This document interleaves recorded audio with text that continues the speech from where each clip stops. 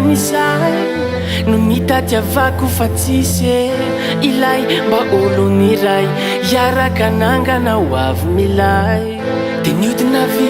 sy havanana nasina masotra amireo namana hoe nakaizary ilay mba hoe ho silampanay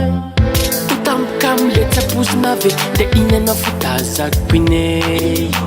mety amile teriteretina no anjara sy lasoltiny tsy ainao na aisanao fihinana lavitra sakekety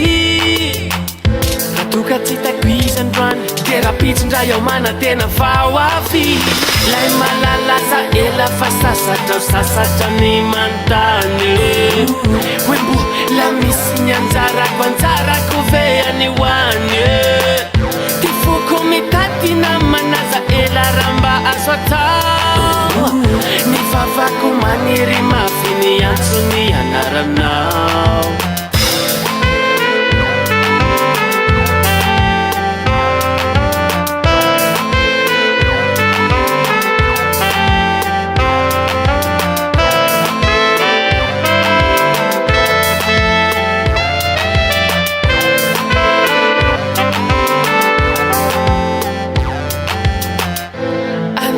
teny salahatra vintana ve ozy anao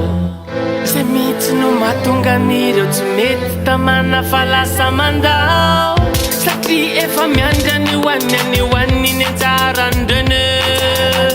sasano tsy mety afaboka mitadiny tsy misy ombieny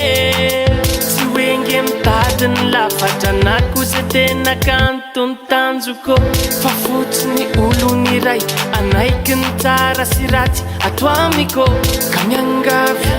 miangavy miangavy azy elafiavy elafiavy ianao lay malalasa ela fa sasatrao sasatra ny mantany hoe mbola misy ny anjarako anjarako ve any hoany ty foko mitady namanaza ela ramba azo atao ny vavako maniry mafy ny antsony anaranao lay malalasa ela fa sasatrao sasatra ny mantany